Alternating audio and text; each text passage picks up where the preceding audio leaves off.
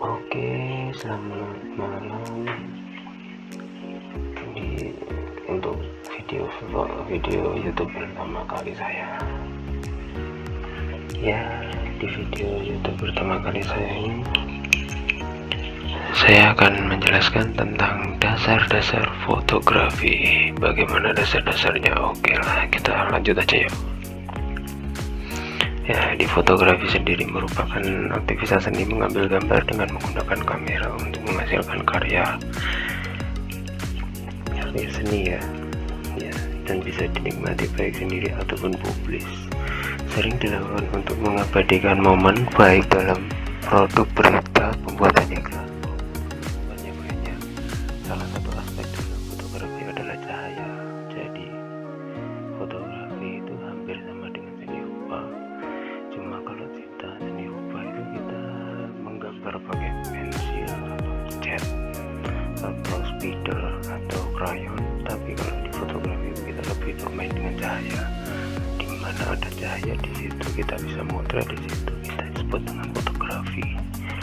Oke, kita masuk di komposisi. Komposisi adalah pengaturan objek yang akan diambil gambarnya pada sebuah aturan yang bernama rule of third, yang membuat Anda harus membayangkan bingkai persegi panjang yang menjadi 9 bagian yang berukuran sama, membutuhkan garis-garis vertikal dan horizontal, kemudian mencoba untuk menyelaraskan objek utama agar komposisi tanpa seimbang dan estetik.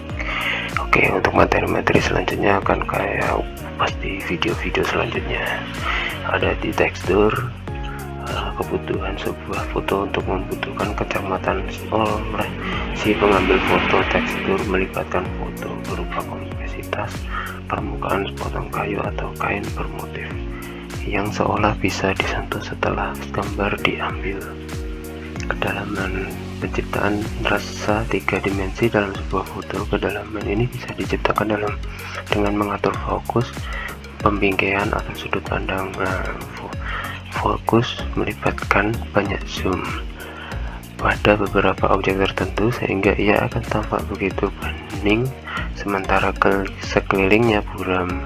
Sementara pembingkaian melibatkan identifikasi objek yang tampak dekat meskipun sebenarnya itu jauh, memperlihatkan sekitar objek sehingga menghasilkan foto yang menarik. Misalnya garis yang tidak sama dianggap sebagai penyampaian suasana hati yang berbeda. Garis horizontal berarti stabil, vertikal kekuasaan, kekuatan dan pertumbuhan, sementara diagonal menyampaikan tindakan dan dinamisme.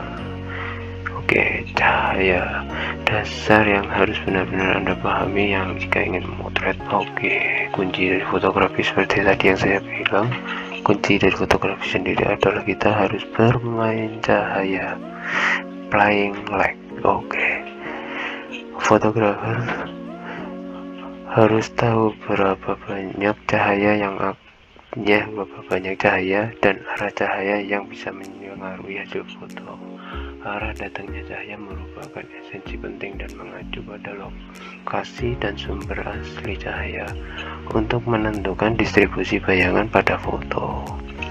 Jadi kalau cahayanya over, ya shadow-nya akan semakin berkurang, cahayanya akan semakin banyak. Kalau cahayanya semakin sedikit, shadow-nya akan semakin naik.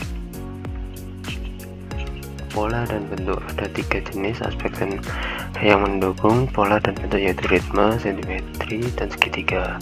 Ritme adalah bentuk foto yang diulang seperti batik, kayak diulang-ulang terus menerus. Simetri merupakan foto yang diambil dari 2 sisi yang berbeda. Segitiga terbentuk dalam sebuah foto.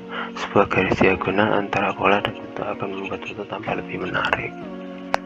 Titik pandang yang berbeda antara fotografer dapat dihasilkan dari foto perspektif yang berbeda. Hasil foto dari titik pandang rendah berarti dominasi, kekuatan, otoritas. Sebaliknya titik pandang tinggi menyampaikan kerentanan dan kelemahan. Oke, ada beberapa yang harus diketahui. Ada 3, yaitu lensa, diafragma, dan panjang lensa. Lensa sendiri jika milimeter besar dari lensa tersebut akan menghasilkan foto yang semakin sempit, sedangkan lensa yang milimeternya semakin kecil akan menghasilkan sudut pandang yang semakin besar.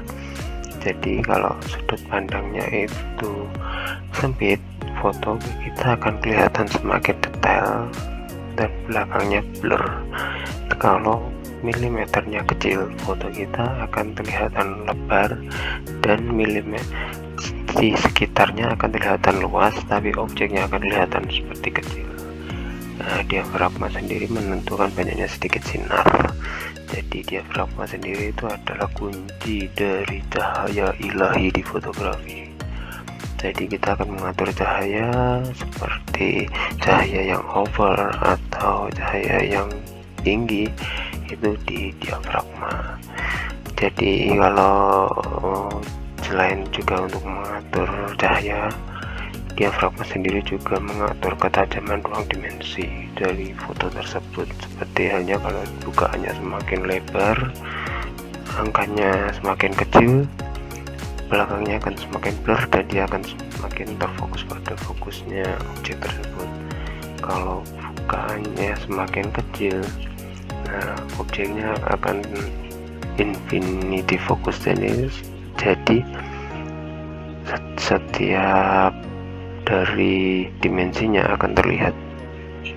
Nah, panjang lensa bisa disebut dengan focal length, seperti yang di awal tadi disebutnya juga milimeter lensanya.